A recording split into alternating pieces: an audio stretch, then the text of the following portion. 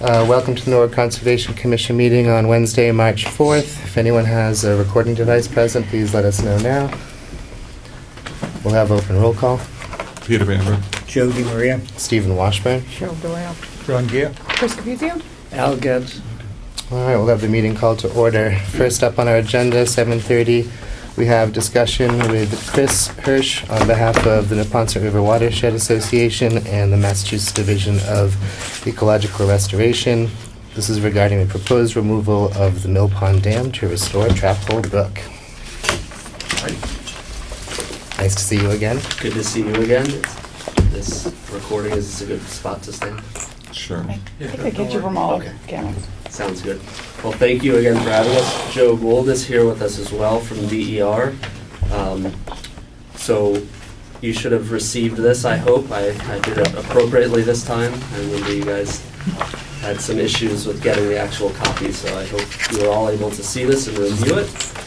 So this is our expanded environmental notification form for a MIPA application. We are here tonight to get your feedback on this and hopefully get your approval to submit this on behalf of the Conservation Commission because you are the primary landowners for the work site. And then we're also hoping that if you decide to approve it, that you would make a decision on who should sign off for this because we need 2 signatures for this document to be submitted. All right, Al. I was approached by Chris and I said he could come to this meeting. We had time to get him on the agenda. According to the design, it says 40% complete. I'm not sure what the next stop on the agenda will be. Is the next one 80% or whatever? But, I'm sure that we have some questions for Chris, and I will let Joe bring up have the first go around the questions. Joe? Okay. Well, the first thing is that on the drawing, first drawing, the existing conditions.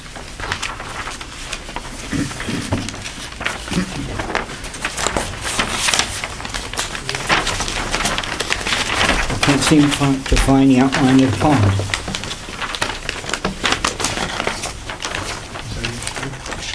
Can you repeat the question, sorry? I can't find the outline of the pond on the drawing that says existing condition. There's a mark that says what it's supposed to look like, and I can't find it on the drawing.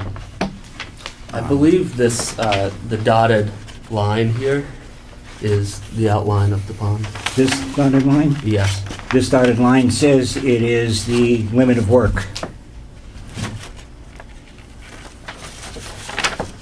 Oh, you're correct. That is limit of work.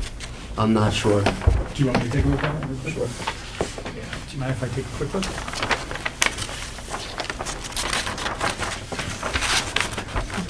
Yeah. Basically, has the outline pond. Yeah.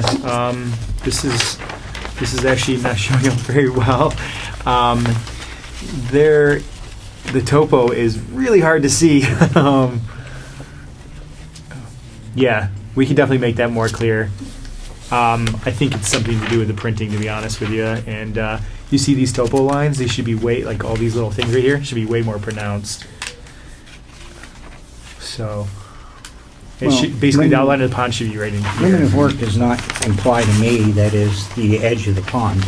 No, it's not. I think That's you're correct. yeah. The limit of the work is actually, it's the whole project site. It's the limit of where we're in disturbance. So this is not the limit, you don't show the limit of work here. No, we're showing the limit of work here. Where is the limit of work? I mean, it's got to be outside of this line. Yeah, but that's And not- there's nothing shown outside of this line. Yeah, so that's the limit of work. That's not the outline of the pond. Did I in just hear some you areas- say it was the outline of the No, pond? that was my mistake. Yeah. So, in some areas, it might be close to the outline of the pond, but see how the topos are showing up better here? So the outline of the pond would be right around here, basically. Well, if the We can make it existing work around- dam is here, and this is the limit of work, that can't be the edge of the pond, Well, I guess okay? Existing dam is here. Mm-hmm.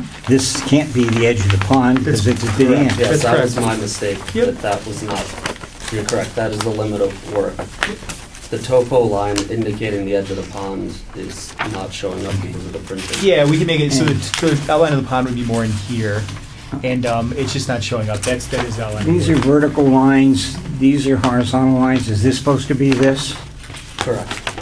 Well, how are we supposed to know that? What's that? What's your question, I'm sorry? These are lines that are not perpendicular. They're on an angle. These are 3 in a row, or 4 in a row. These not indicate 4 in a row.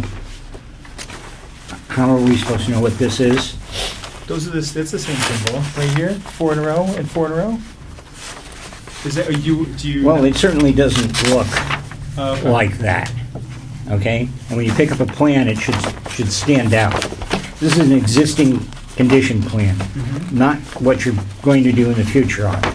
Should be existing, and all it should show is existing conditions. So I also don't understand what this, there's some parts of this that don't make sense at all. Like these little this little horseshoe thing, which says something about it's a, near as I can tell, That's the old That's bypass the- channel, or Exactly. yeah, it's gonna be, we're gonna fill that in, but yeah, it's, basically it's already been breached. The dam's already kinda has its. okay, and where is it on the, Legend. I think it has a call out right here, It existing does. breach channel to be filled. okay. And this line construction pool? Correct, constructed pool, yes. So there will be 3 constructed pools following the riffles that are designed, the riffles are designed so that the water elevation does not become perched at the culvert, and fish passage will be restored continually through the entire site. Yeah, unfortunately, the current culvert is, about 2 feet higher than it probably should be if you were gonna do a full longitudinal profile, or so if you're really gonna try and line up the elevation of the stream and keep that same slope going downstream. So we have to, because I'm sure no one wants to redo that culvert. It's new, it'd be really expensive to replace, has a lot of infrastructure. So we're gonna be basically doing some of these to help make up that grade. A few of these riffles. The only comment I'll make to that is if you did change the culvert under Summer Street, you'd have to change the one under Route 1, and you'd have to change the elevation of the brook from before it enters the culvert at Route 1 all the way to the river, Yeah. all the way to the Neponset, so. I totally agree with you. Yeah, that's why we decided to. This section here of the brook, including the pond layout and such, there's quite a drop there from the outlet of the culvert at Summer Street to where it becomes part of the natural brook again, so. Yeah, we're looking at about a little. You're totally right. We're looking at a little over, I think, 11 feet, if I remember correctly, from the culvert at Summer Street to right here. Yeah. So it is quite a bit of drop. So that's why we have the 3 pools there. Correct. That's correct. Whatever page this is, let's see if I can find it.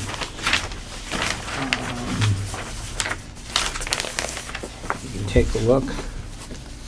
I'm not sure what page that is. Oh, page 10. Of the BEEP application. Yeah. Okay. Page 10 of the NEEP application says there are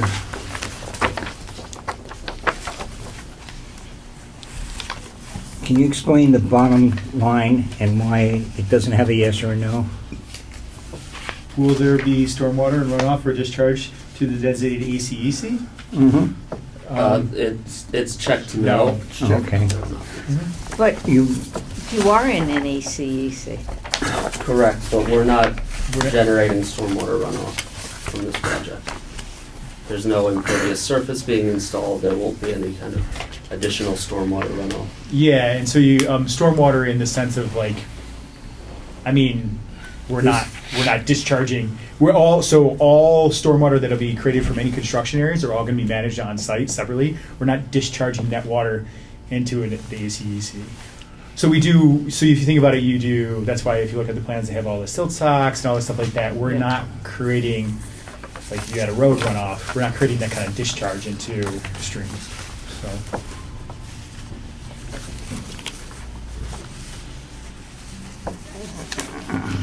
I can, do you have any other questions about that?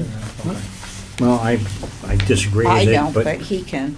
I actually Oh, sit I- down the hall from the lady who does that, and we actually talked to her a little bit about it, and we're happy to provide additional information if you want, of why it doesn't. If you guys have a question about that, I can note that down and, get you some more information.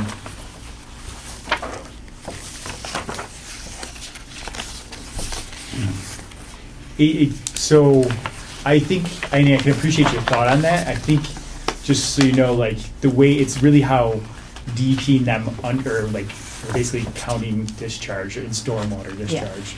That's really what it is, like, so, and this is really, obviously this is their permit, that's what they're gonna review this. So it's really a DEP kind of. and perception it of that. indicates, and this portion of the thing bothers me more than anything else, Page, Is- please. is page 18. The increase of bordering vegetated wetland is huge. I have a problem with that. I have a problem with the way this is actually making this particular parcel virtually useless. Between the wetlands that you're putting in place that's either underwater or adjacent to underwater area is making this parcel something that is not a park. Something that is something where you have maybe a walk that goes around it, but it doesn't do anything.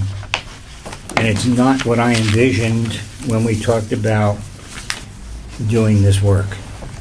Okay, so can I ask a few questions about that? Is that and I guess I'll tell you why we convert, so every dam we remove, we basically, when you reduce land underwater, the way it works is that you convert that to bordered vegetated wetlands.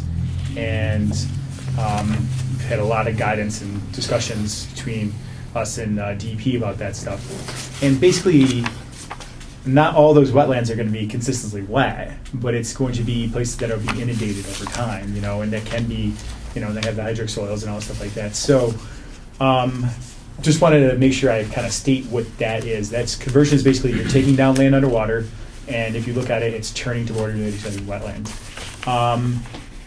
Getting to your question or point about rendering it useless, the park useless, and it's not the vision that you had, I'm just curious, I guess I just want to understand that and unpack that a little bit more. For you guys, I'm not sure if this, okay. Well, I've been to all the meetings, I've never heard the term park used once.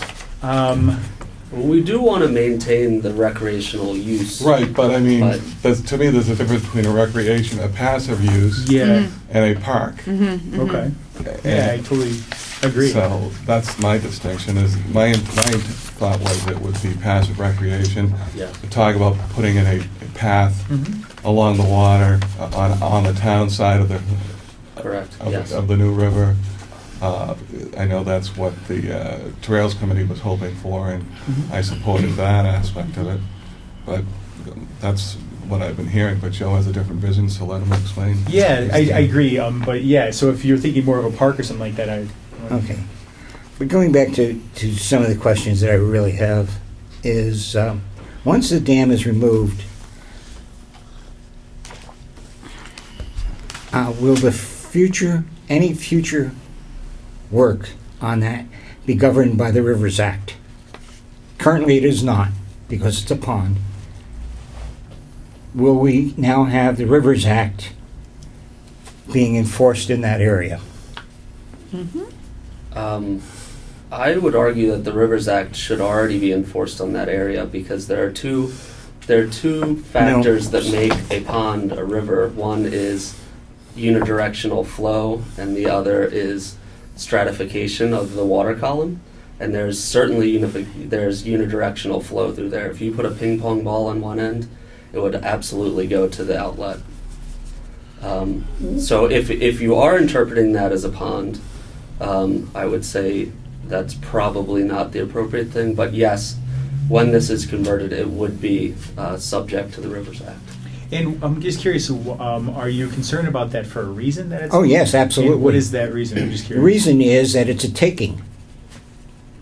Once you declare that as a river, then anybody cannot do anything within the Rivers Act boundaries.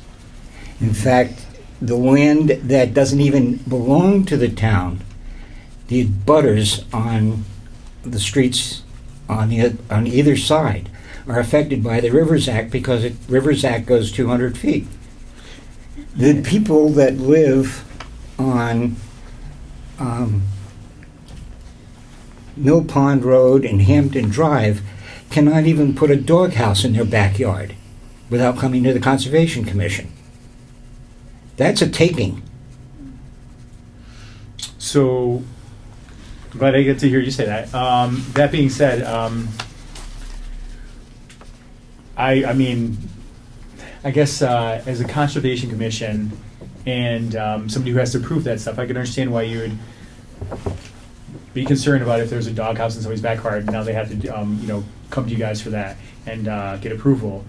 I'm just curious. I guess what I'd say is I really want to look at where the 200-foot line is, because personally, I agree with Chris. This is already considered a river in all perspective from what I can see from the state. But we can get that for sure decided or figured out if you want.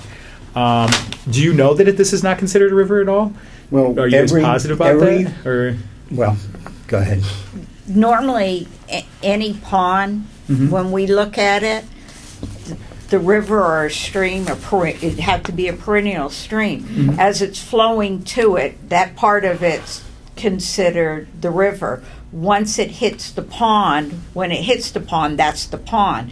Then when it goes flowing out the other end, so you the just outlet, imagine you just cut off. you cut it off, yeah. Okay. And that's how it's actually looked at. But Well, we've done that in the past. But he is correct when he said that if you put a ping pong and that Yeah. water was only flowing one direction and one direction only, Yeah. and it never reversed the direction. It would go from Ellis here to Pond, there. you couldn't do it. Willett, you couldn't. That one, you can. So technically, it is a river. Well, because this is a run-of-river dam for sure. Yeah, it's yeah. It's not. Yeah. It's not. But by state regulations and everything, if it stays flowing one direction and it's not calm, then yes, it's a river. Ellis goes calm, Willett goes calm. Certain ponds, as long as they stay calm and they're not moving in one direction, they're ponds. But that one moves Yeah. one direction. Yeah. Yeah. I guess So important to talk about. technically, we I consider it a river because I look at it for a couple of different reasons, and feel free to disagree with me. But one, if nothing's done here, this is just going to turn into a creek, but it'll look like crap, and nothing will ever be done. There won't be any path in, there won't be anything in there to restore it in any form, shape, or manner. Whereas if this is done, it will improve the area. That's what I was looking at. Yeah. There's no way it's not going to revert to that. Can I It's ask so you shallow. something? Yeah. No, I'm not arguing with no. you. I'm just saying it by Mhm. by DEP standards, it's a river. Mhm. But do those abutters know it?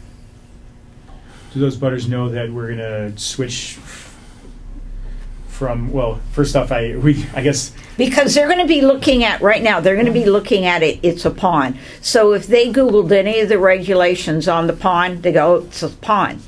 we're happy to talk to them about this kind Oh, of stuff. okay. I have no As problem with long that, yeah. as you keep the abutters informed, because this is what I have a problem with in this town. Yeah. People don't talk to abutters, or they assume that they have a right to their land, their right of way, their whatever. But the thing is whoever owns, like this, say they have this parcel here, Mhm. they're paying the taxes on it. They're taking care of it, and by right, by the registry of deed, it is theirs. So just be mindful and respectful of Sure. whoever owns along it, that they do have an understanding that right now, under DEP regulations, it's classified a river because of the flow. And you can't change the direction of the flow because it's going downhill. Correct. Yes. Yeah. So there's nothing you can do about that. Yeah, And there's another issue that this proposed plan brings up. We have a property line, and some of the proposed river or stream is, the property line is in the middle of it. Other places, the property line puts the whole river on private property, and therefore we have no access to it, and the public has no access to it. So that affects the use of our passive recreation. We couldn't allow people to go fishing there on somebody else's land, and that brings up that issue.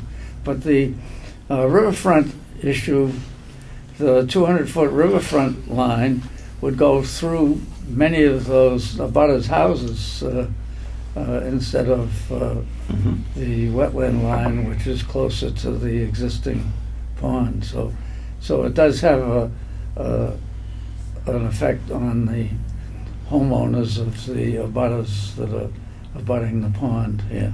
When was the last time you guys talked to the other landowners? Right, what's the last December. time we talked to you guys? Yeah. Okay. Yep. Moving forward, when you see us, can you notify them and invite them in, please? Absolutely. Sure. Yeah. Just out of courtesy and out of respect. Sure. Because in order to do this, you need their support as well, not just this board, but you will, because of the way it happens to meander into, Well, they were at the previous two meetings. I mean, I know they've been. Yeah. Well, I'm sure they didn't recognize the fact that they were No, going to that's be different. subject to the Rivers Act. Okay, there's another issue here. But that was, If and I the- don't disagree with your statement, Joe, but again, if they're correct, it doesn't matter that they already are under the Rivers Act. That's, so finding out, We can definitely Nailing that down would be we can answer that question. beneficial That's to something we can take everybody. care of. Yeah. right. Absolutely. Another issue is, this project is going to cost money. Yep. And I'm assuming that it's taxpayer money, okay? Public money. How do you justify spending public money on that part of the brook that is going to be completely on private property? We've been going through that issue on Willard Pond. question. We spend money on private property brooks all the time, actually, with state-funded money. We do it all the time. So I just want to be clear about that. I mean, whether or not you guys want to dig into that a little bit more, I mean, I can name 3 or 4 projects we're doing on private property right now with state-funded money. With federal money, with grants, we do it all the time. So the justification is that we're improving a resource for everybody. I mean, this project right here is going to improve the overall health of the stream corridor. Oh, no doubt, yeah, no doubt. So really, I mean, and also it's going to improve resiliency and a lot of other things. So from our perspective, it's actually benefiting the public as a whole. Well, but you're taking away public use of that half of the pond that is now going to be all on private property, so that's... Well, I mean, that actually still, technically, when they're paddling it, they were actually over top of Well, private you're not going to property, right? paddle, that's not a paddleable... I'm just saying if they were paddling out on the pond, they were still technically on private property when they were paddling before. It's now going to be a stream. No, because we owned half the pond. Yeah. Okay, so I contend that if you move this brook onto private property, you're excluding the public from using that part of the brook. And It's following the natural. This is following the Is that what- natural stream channel that was there before. What we think, so I got to say, when we first started this meeting, we talked about this being a 40% design. We've done a lot of hydrology, a fair amount of engineering and stuff like that. But we next will go to a 75% design, then a 100% design, and then bid and construction documents. So this is not set in stone. I just want to be clear on that. And things, we can shift things around some too. If we want to push that out a little bit further away from the property owners, we've talked to them in those meetings and stuff like that. So just want to be clear, this is 40% design, and so some things can change. And also we'll do additional testing and stuff like that. And usually when you dewater the pond, you get to see a little bit of where things start to form and shape over time. What really There's bothers always some me- field fit. What really bothers me is that, in fact, now there is some flood attenuation on a small rainfall, so that the apartment buildings downstream do not always get flooded, but because there is some storage some storage area in there. You have a dam that's flowing, but on a short-term storm, it does not flood downstream. If you get to the point where all the water that comes down now goes straight over the edge, not only from what falls here, but what falls all the way upstream and flows into here, is now going to make the flood areas downstream even worse. I would happily get a comment from our engineer that would say the opposite, that there is no storage being given by that pond. Yeah, and I also should say that if we're going to cause additional flooding, that would definitely come up in permits. So to get through the 404, which is the Army Corps of Engineers permit, that is something we absolutely cannot do without. So because the reason why is they require, you'd have to do a whole LOMR and map revision and FEMA. But yeah, so I just want to be clear, based on all the modeling, and this is what Chris is talking about, we are not going to cause, this is a run-of-river dam, it's not storing any water, we're not going to cause any additional flooding downstream. That's why we paid the $45,000 to the engineer to go through all that engineering, hydrology, to do that. What's that? On this page, this is yours. It says you're going to increase it. What's that? Can I see it? Increase flooding to the apartment complex. This is, See? I think you're reading that out of, this is Out actually, of text? yeah, so this is if we let the sediment go downstream.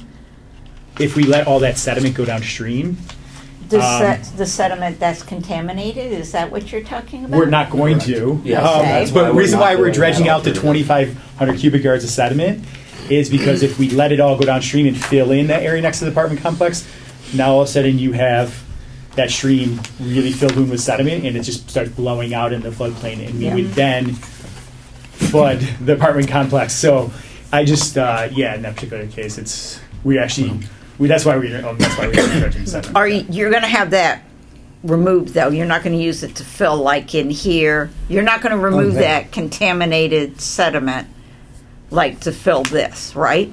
Correct. We are That's what using that's what the print says, is they will be using. they'll be using the berm, the earthen berm that currently exists, that makes up 90% of the dam, will be shifted and put into that channel.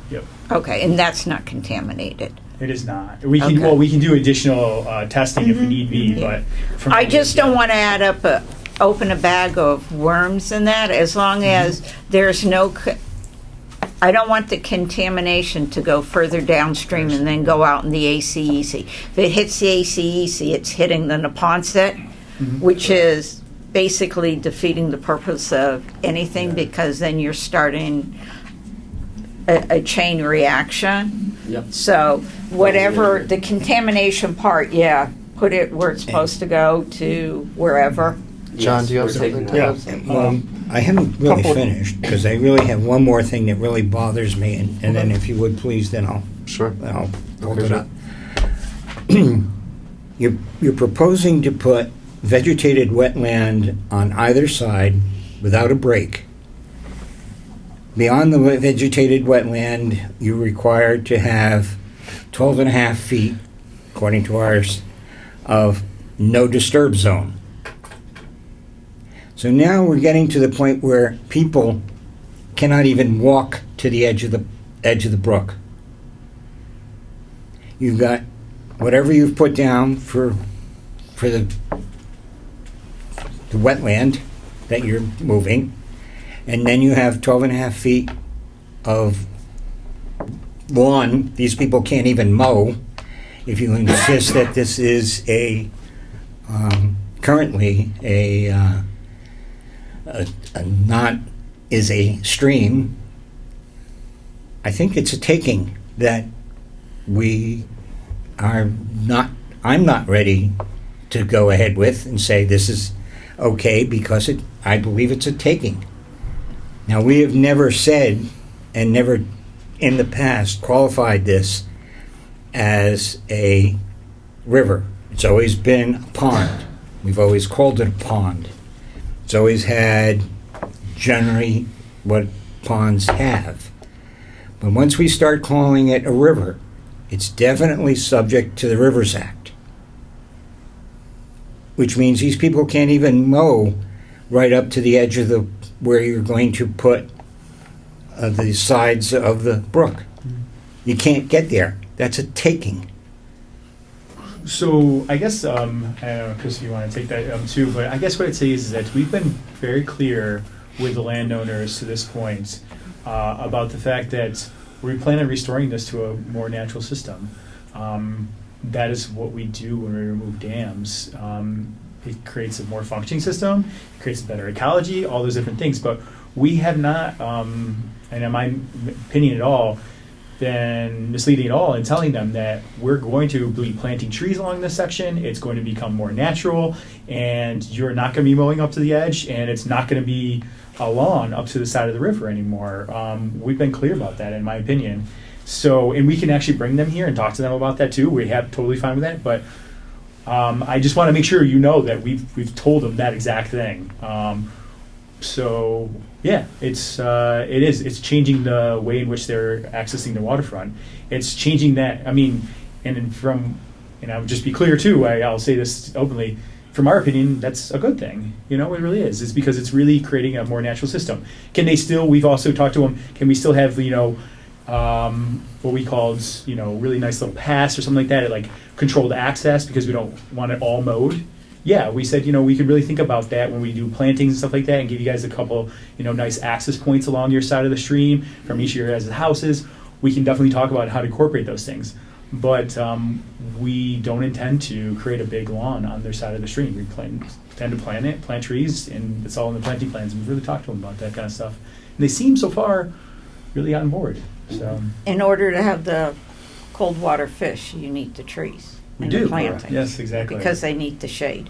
They do. Well, Otherwise, we're having fish sticks. Coldwater Fish, is the depth of the pond a way to get cold water? If you make the pond deep enough, does that make cold water, and then makes your plan for cold water fish there over the dam with a fish ladder, or even a break in the dam, or a culvert under the dam? I can tell you this. This is not the type of area that trout hang out in. That's the coldwater fish that we look at. They don't hang out in ponds like this. Even if you dug it, I mean, we're probably seeing mid-80s at least, probably in this pond. If Yeah. I don't, you know In- better than I do. In the In current summertime. state, one of the things that we did before we even started any of this was we looked at the temperature regime of what's going on right Right. now. And immediately upstream of Sumner Street, you have water temperatures that support a cold water fishery in the pond, and 100 yards at that big boulder where there's the first nice little deep spot where the fish would go. That's too hot. We looked at it, it's no longer supporting cold water fisheries. Yeah, I mean, because really, for brook trout, you really start maxing out on their temperature at 70 degrees, 72 degrees. They just start checking out. They can't handle it. It doesn't carry enough oxygen. There's all these other reasons. But also, this pond, I mean, trout really like gravelly, cobbly substrate to spawn in. They like the macroverta communities and all these other things that they prey on. This is not supporting those kind of communities. It's without the tree, leaf litter, and the cooling and all those effects, it's just not going to support trout. The only places that really do support trout ponds like that are the big, deep, kind of natural ponds up in headwaters. This is not what you would see for that. So unfortunately, I just don't see making this pond trout habitat. Furthermore, then you still have a dam that you have to deal with, which is disrepair and all stuff like that. So that's really why we're going this direction, is creating this more natural stream channel. You don't have to deal with the dam anymore. There's no maintenance. We're trying to make it so it's a natural stream system that really is hopefully enjoyable for everybody. That's the idea, because this is going to reestablish a cold water fishery, and yeah. So I mean, I think I understand it. It sounds like you really want to try and maintain a pond here. I guess my question for you guys is that I really do want to get your thoughts on whether or not this project is a viable project for the ComCom. You guys own a portion of this. If we're spinning our wheels, this is something you guys should, we should really talk about. I'm all in favor of this project. So, yeah, okay. Well, but I guess I'm asking all of you because I think the state and also Natural Resource Damage, which is also DP and Fish and Wildlife Service, as well as Neponset River Watershed Association, DR, are all putting in a lot of energy and time and effort into this. So we should really talk about that. I mean, I just want to be honest and have an open conversation about it. So My feeling is that if you insist on calling it a stream, not calling it a stream currently, and it's subject to the Rivers Act, that just access to the waterfront is pretty much prohibited. And when you come back the distance that you're talking about for planting, you certainly are not going to be able to walk up, and certainly not walk along the shoreline of this brook. It's an isolated brook that nobody can go to. Well, I just want to ask, and I mean no disrespect by this question, but at the Norwood Gardens, that section is certainly subject to the Rivers Act. They have picnic tables, they have barbecue areas right on the stream's edge. I don't see how this situation would be different than what's already going on the same exact brook immediately downstream. How wide is this going to be when you're done? the brook or the stream itself? The How long? Why would the 200-foot buffer be? No, or no, the- no, the- no. The stream, the actual The- channel itself. Yes. The channel itself, I think it was roughly around 20. I forget exactly the dimensions, but it was somewhere in the 20 feet range wide. I can't tell you exactly off the top of my head, but it's in there. It's basically what you would see upstream. We're doing the same typical Okay. channel. So if you went upstream from the Sumner Street Culver, we're going to be. So you're just going to mimic it. John, did Okay. you have a we question wanna or do that. a Yeah. statement to make? I'd like to hear from John. Couple of questions. First of all, the dam is already breached. The water flow and doesn't retain any water. Correct. So it's a stream, or if the DEP was involved right now, would they deem that under the Rivers Act? Yes, I believe they I believe they would. would too. Yeah. So it's kind of a moot point then. I agree. So the other question I have is on the sediment. You have 3 different packages, or 3 different recommendations, and the third being the most costly. But obviously, it would be the ideal situation too, all things being equal. But that final decision is deemed by who? DEP? Well, it's no, it's not. DEP does basically say which, like, out of the alternatives, we're proposing the second alternative, which is removing about half the sediment. They would determine whether or not that's acceptable to them. They don't tell us, no, you have to do the third one. We could go to that if, I think it's really, that's a group discussion. That's not something that we're dictating. That being said, the cost is something to consider. You're probably looking at about another $200,000 to $300,000 in sediment management. Not to mention the disturbance too. Just to be clear, you're then ripping all that stuff out. Just to be clear about But that. all things So- being equal, if, for example, we were going with the second option, and the pond is dewatered and you start doing your thing, Mhm. and the contamination is different than what you found, because you did do limited testing. So at some point, you're gonna have to do a little more testing. And if you, at that point, you find that it's worse, then that's gonna change the scenario. Yeah, so if we pass the thresholds for that stuff, then yes, DEP will say, no, you have to manage all this stuff. Yeah. I guess if that's what you're Yeah. asking, I'm sorry, then yes, you're Yeah, correct. okay. Yep. They would say, yes, you have to manage all the sediments that is over this threshold because it's not meeting our standards. And would that be within all of your planning stages, most likely? Or would that be when Yes. you're actually doing the remediation? So we should talk about where we're really at as a project, and this is 40% for us is really like what we consider you have to get to really have these discussions. Yes, we will in the next stage do a lot. We can do a lot more engineering, design, as well as we can do additional testing. We can do additional testing even before we do that stuff too, if people wanted. We're going to really look at the sediment and really come up with a plan of how to manage all that stuff. We're going to be then talking to, we already started talking to the town engineers and stuff like that, where we can maybe possibly use some of the sediment. So all that stuff together is, we got a long ways to go with this project. I would say we're probably 30 to 40% in, if you think about it from the whole totality of the project. So yes, that would all come out in the next, and then we, as soon as we figure out all those answers, right around the 75% rate, once we get that kind of, level of design, then we really come back and decide how we're going to bring it to 100%, which is at that point in time, when we get to 100%, we want to go because it costs quite a bit of extra money to get all there. So, What would trigger the Army Corps of Engineer? Do you see anything that would trigger it? so we're definitely going to have an Army Corps of Engineers permit for this. Okay. It's just because of what we're doing in the stream and managing or taking out that sediment and stuff like that. So the amount of sediment that we're going to be managing on the site, I think it's over 100 cubic yards. Something like that. Yeah, 100 cubic yards of sediment. I know that's for, as well as for DEP. I know for DEP 100% it's 100 cubic yards. So we're definitely going to have a full Okay. for this. All right. Yeah. That's what I was wondering. Yeah. Okay. We might go for a general permit. Yeah. Like I think for one of the nationwide, but yeah.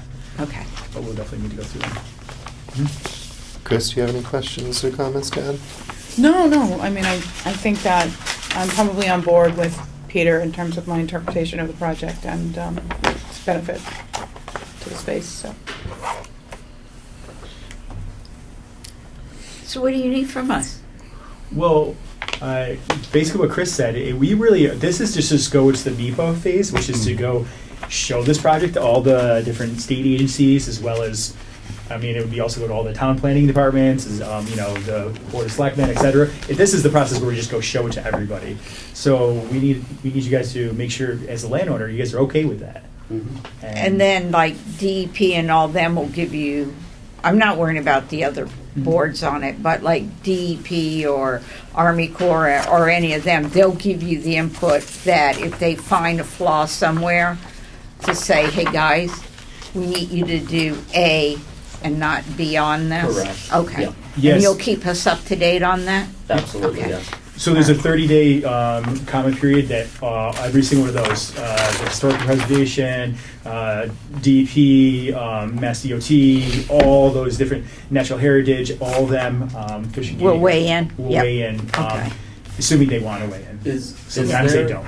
Just Can I ask, is there a preferred method of communication of how, should I continue to work through Al? Do you want me to, send memos to the Concom every time, we get some sort of feedback?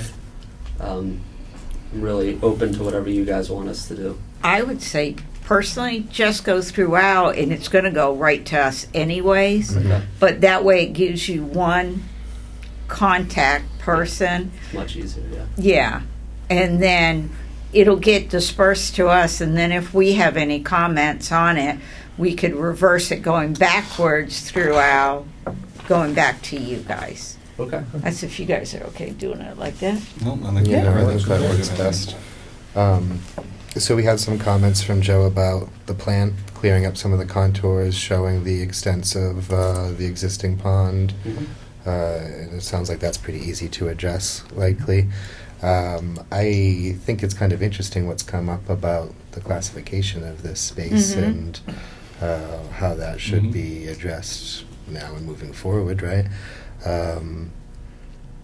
Al, do you have any other recommendations? I just or want to make questions? sure that it's where public money is being spent, it's a public brook.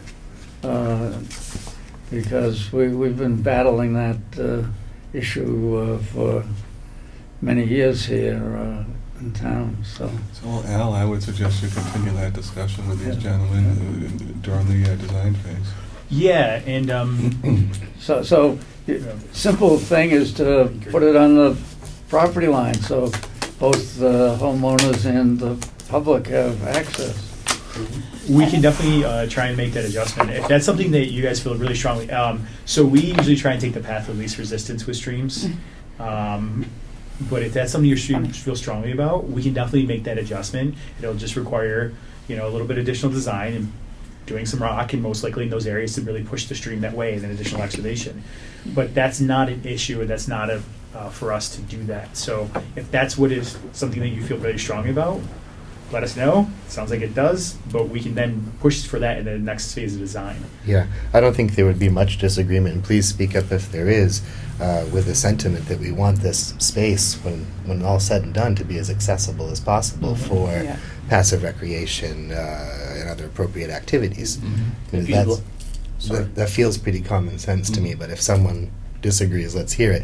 So with that, in mind, I think anything we can do to get the alignment, the center line of the proposed follow that. restoration, Yeah. to get as close to that property boundary as possible to allow for public access through our property, that's in the benefit, I think, of everybody, Okay. our trails people, our community, and Mhm. and certainly us. So, And to that point, if I may. please. The Trails Committee, Joe, you had been mentioning the fact that, is it feasible to put a trail closer to the brook in the design phase so that it's built initially and then it's not adversely impacting it ecologically later? Yeah, I think so. I think, well, it depends on what kind of trail you want to put in. So I'm not sure. From what I understand, you guys wanted to kind of put in like just a walking trail. Right, Yeah, exactly. the walking path. Yeah, so we That's can. all. So we can also talk about in the next phase, when we're putting money towards the next phase between the state and NRD and the funds and stuff that NEPR's been rising, to at least try and sketch that into the design and Mhm. figure out where that trail would be and really get your guys' input. I mean, because we don't want to just put it anywhere.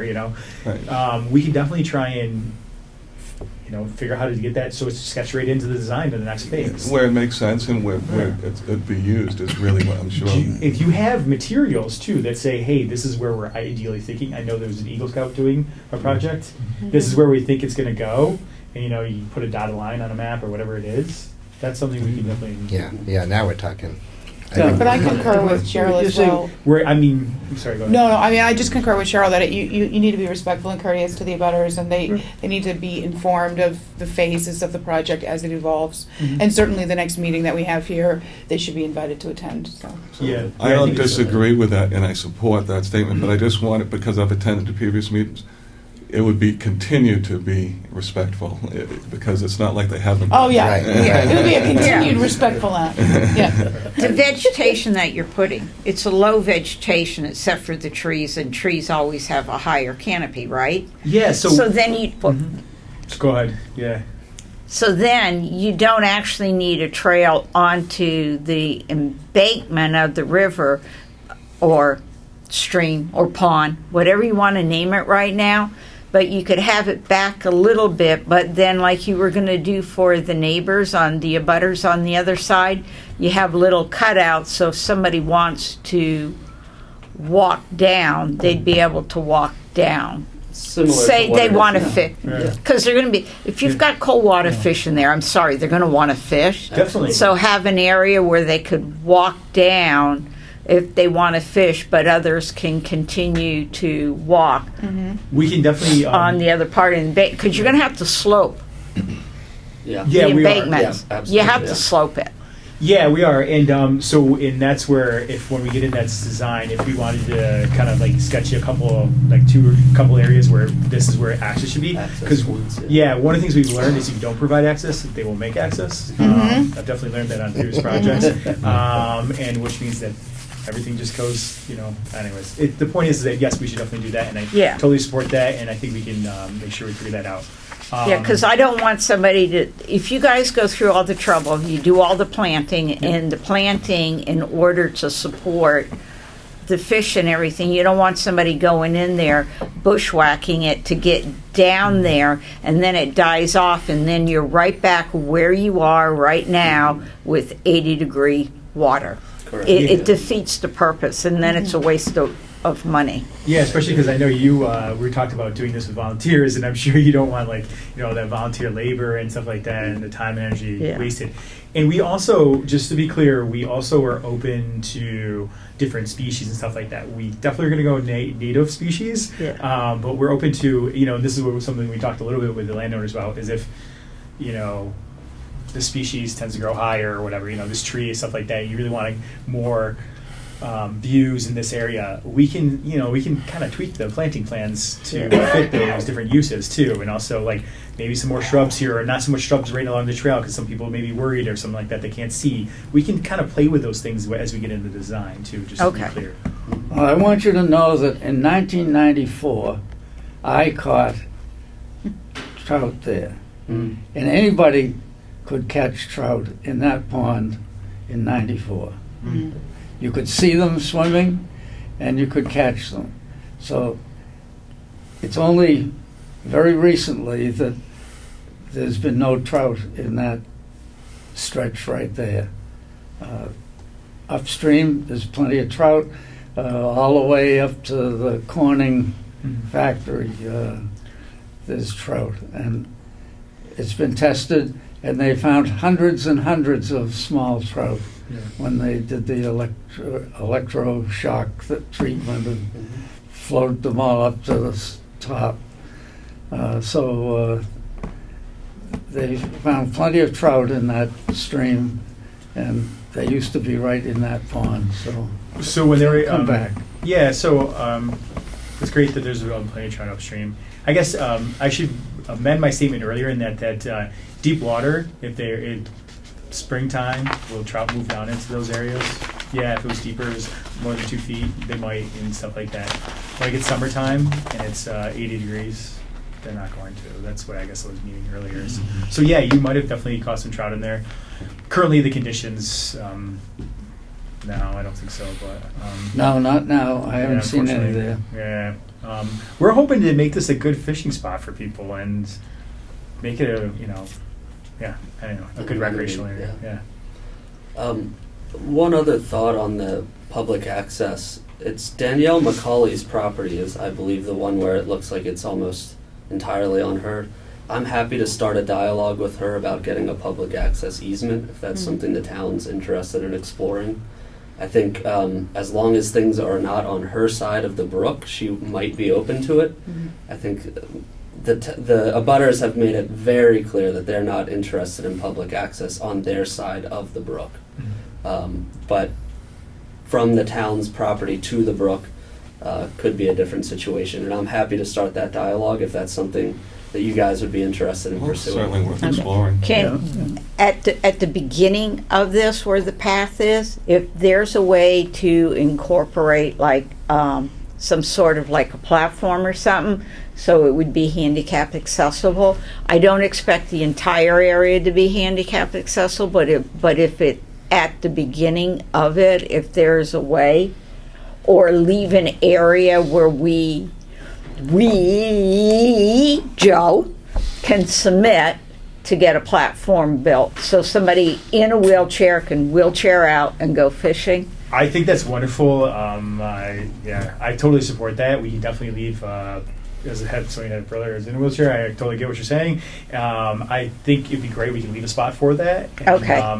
I will say that we're most likely not going to pay for that. Just to be clear. No, but we can we definitely have make our sure it's in the means, plans don't and we, Joe? Do all that stuff for sure. Yes, okay. So, All right. Yep. As long as you That's great. leave a spot where we can then have it designed and get a submittal and then go to town meeting for a vote. I think it sounds like during the next phase we should really, and if you have documents once again, like where you think, or if you have these places where you think that should be, share those with us, and we'll, I think me, Chris, and the team can really look at that kind of stuff. So you need our support for the next phase, right? To go. Yes, we need a signature on this in order to submit this document. Okay, I'll make a motion.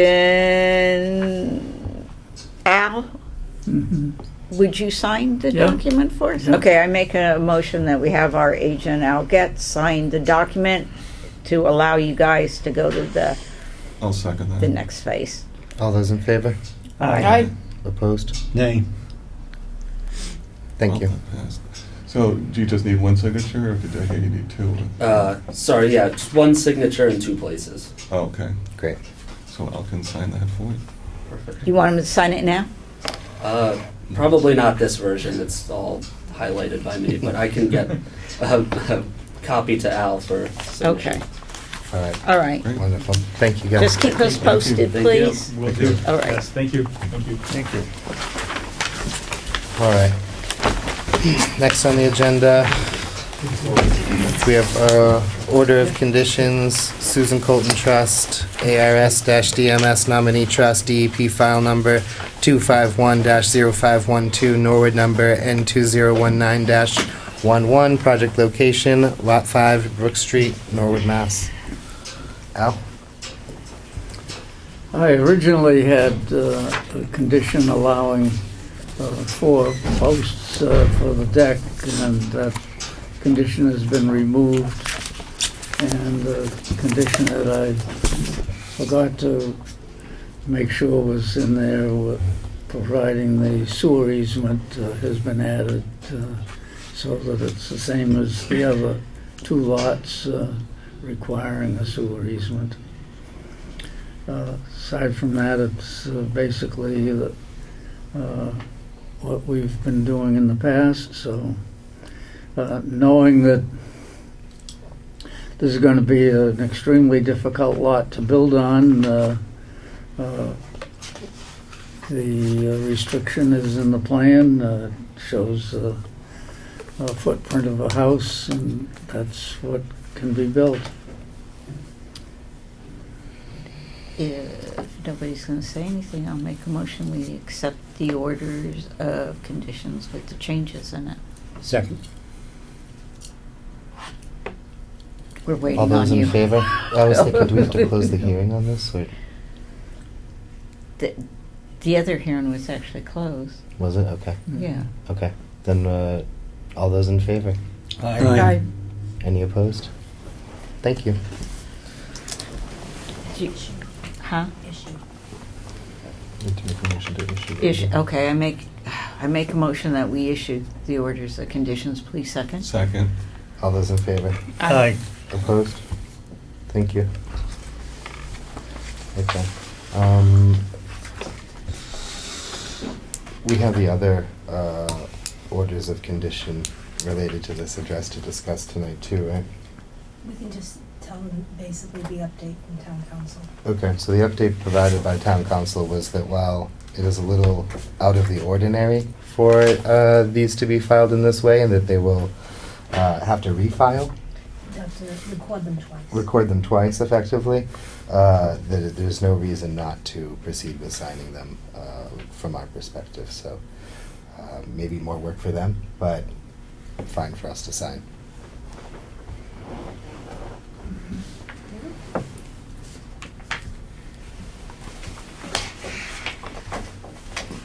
Do we want to keep this moving while we sign? Oh, yeah. Yeah. All right. Sure, yeah, we want to go home. All right, next up, we've got Earth Day community event discussion continued from our February 19th meeting. Chris, will you talk to us about that? Yeah, I kind of absolutely. briefed everybody on the general idea, but I would like to hear from you. Sure. I connected with Katie Neal Rizzo, who works with Progress Norwood, and they're hosting an event to support Earth Day, I believe. And it's going to involve town cleanup and, generally people working toward the betterment and beautification of the town. And so I offered to host a table there where we could sort of provide some informational pieces on behalf of the Conservation Commission, maybe provide some eco-friendly crafts and activities for the kids, give them some information as well about how to maintain their town, and just really overall be a presence and offer some educational opportunities to the townspeople, most likely parents and children. So that's, I put forth that I was happy to volunteer during that event, and I saw it as a good opportunity to collaborate. And I'd obviously love anyone else's participation if you're interested as well, or if you have some ideas, or if you have some materials that you thought, think would be of use. One of the things that we were grateful to get a hold of for the annual conference was this little open spaces booklet, which Paul Halkiotis had in his office, and offers some, information about all of our protected wetlands, where there are fields, where there are brooks, where there are ponds. And so I thought this would be a nice piece to offer at the table as a kind of representative booklet for the work that we do.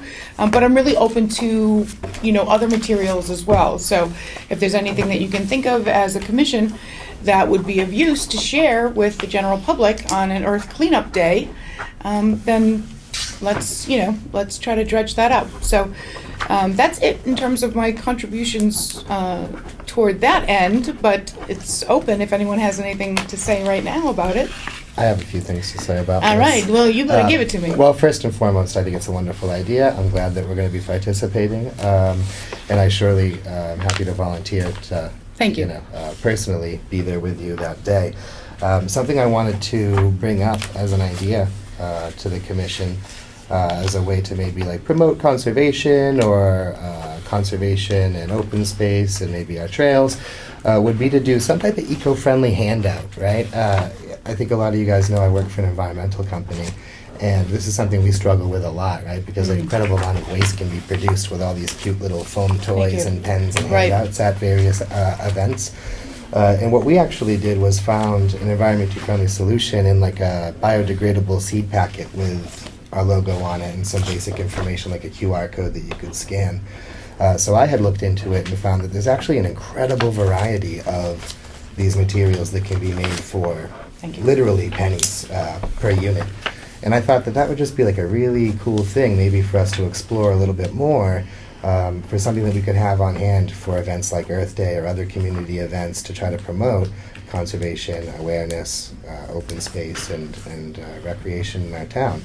So that's something that I don't know that we really have enough information to make a decision on right now in regards to cost and funding, etc. But something that I wanted to mention and offer to bring forth some more information on, because I think beyond just Earth Day, it's something we could use for a lot of these different community events, right? Whether it's Earth Day or the New Year's Day Trails Walk or otherwise. And I think the sweetest thing about it is that it's entirely eco-friendly, and that's surely the message behind Earth Day and a lot of what we do in conservation. So I think something that maybe I'm not looking to push a decision on right now, but I'd like to provide some more information to the group about some details of what we could procure, and maybe then make an educated decision on whether or not it's something we'd be willing to try to fund or finance, because I think it would just be a really cost-effective resource for us to use, not just at this event, but a variety of them. And most of these things have a pretty significant shelf life to them, such that if it were a seed packet or something like that, it would be good for years. So I think that's something that I'd really like to explore more. I have some superficial information that I've just provided you, but I'm happy to come back with some details or to have them circulated through Al, so that we could maybe get some motion on that front, because I think it would be great to have. But does anyone else have thoughts about Earth Day, particular activities, a willingness to volunteer, or other ideas about what we might distribute or not distribute or otherwise? I think like that publication I gave you from Yeah. the state This one here? has Mass Wildlife. They have a lot of stuff that's available. I'm pretty sure they'll give it to you. Mhm. I know that when I was involved with different sportsmen's clubs, they'd make stuff available when we were having fishing derbies and stuff for the kids. That would be something like for example, they did have some things at the MAC. It's a little card, shows the footprint of different animals, so a kid could look at it and say, oh, that was a Awesome. skunk or that was a squirrel or whatever. And they also have stuff about fishing and all that stuff. And a lot of it's made as informational handouts for kids. So I think if you check into that, you might Yeah. find something. I think that's a Yeah. great idea. We're at no loss for resources. I mean, the internet is abundant, and also the town is abundant in terms of where to look for a variety of materials, and even outside of the town. Something I was thinking about by way of activity for the kids, and I won't go into too much detail, is just an opportunity for them to kind of do a eco collage. So an eco collage would be things that are supportive of the environment, but also actual pictures, photographs of our wetlands in the town, and that they can kind of piece them together in something artistic. So, I mean, in part, the contribution to the open spaces is about supporting Earth Day and is about supporting our work as, protectors of the wetlands, enforcers of the bylaws. It's also about visibility. It's also about partnership. It's also about the beautification of the town and in supporting what Norwood has to offer its residents. Yeah, right on. Excellent. Any other thoughts or ideas or willingness to be there on Earth Day? Just pop by and say hi. You don't have to sit at the table, just come by and say hi. Walk by. All right, I'll go by. I think some pretty good ideas. It seems like everyone is pretty in support of our presence and activities there. One thing I do want to say is I think in the communications I had read something about trying to be considerate of using like recycled, upcycled materials wherever possible. So if we're going to do handouts or printed things of that nature beyond what we talked about in regards to some type of eco-friendly marketing material, I think we want to try to be as mindful as possible to use recycled materials for the printing and things like that. Cool, okay. Let's keep it moving then. Treasurer's report. Nothing. Conservation agent's report. Al, what do you say? Okay, I've got a couple of things. First of all, I have approved an Eagle project, which is rather interesting. Boyd plans to install nesting boxes for wood ducks, and plans to install them near the Sportsman's Club on Guile Pond there. The interesting thing about wood ducks is that they're the only duck that nests in a box or a hollowed out tree, and when they nest, they fly straight into the nest. They don't perch someplace and then crawl into it. So a nesting box for a wood duck does not have a perch on it. It just has a hole the correct size and the correct shape and size. And I've only seen it once, but when the duck comes flying in, you hear a thud when it hits the back of the nesting box.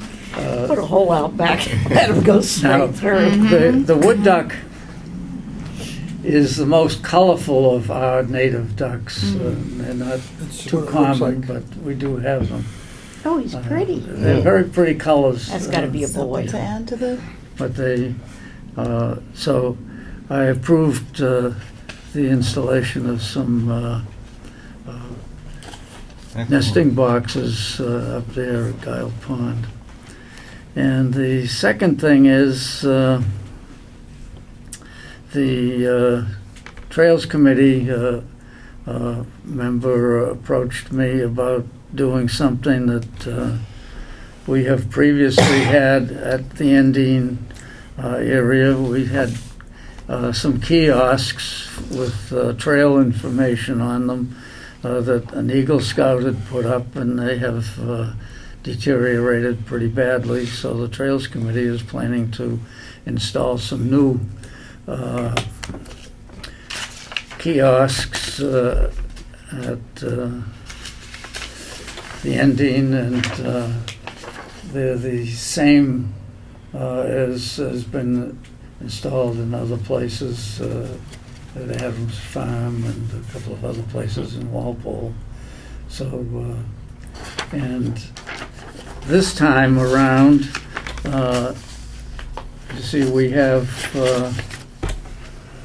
a Trails Committee that has got enough people involved that they can maintain them and keep them stocked with an up-to-date map, whereas the ones by the scouts in the past, and that's quite a few years back, there wasn't a follow-up which you need on something like this. So I think sitting behind me we have Ernie who talked to me about it, and he's planning to get these things installed with a couple of other people. So that's what's going on there.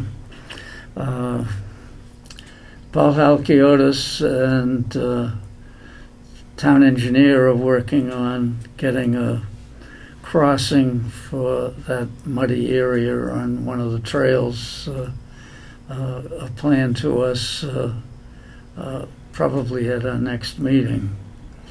The area has been flagged for wetlands, and what we need to focus on is that the main trail that goes into the from the swimming pool into the railroad bridge and the culvert there, that is a main sewer line, and there are manholes all along that have been redone.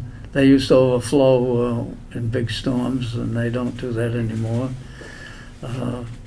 And that roadway needs some maintenance, and that's the easement for the sewer and the access for these sewer manholes to keep them clean and functional.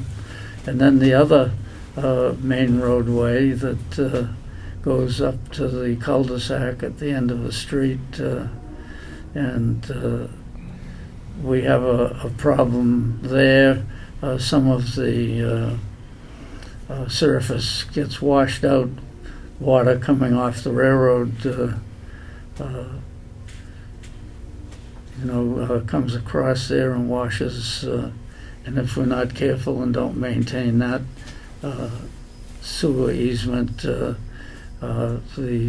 sewer line could be exposed and fail. So we'll be doing some gravel replacement on the surface to solidify the two areas, as well as the area that needs a crossing through a muddy spot for the cross-country team to do their cross-country route, but it also gives a serviceable trail for the public year-round, and it's a well-used area, so we need to improve that spot. So that's what's coming very quickly before us.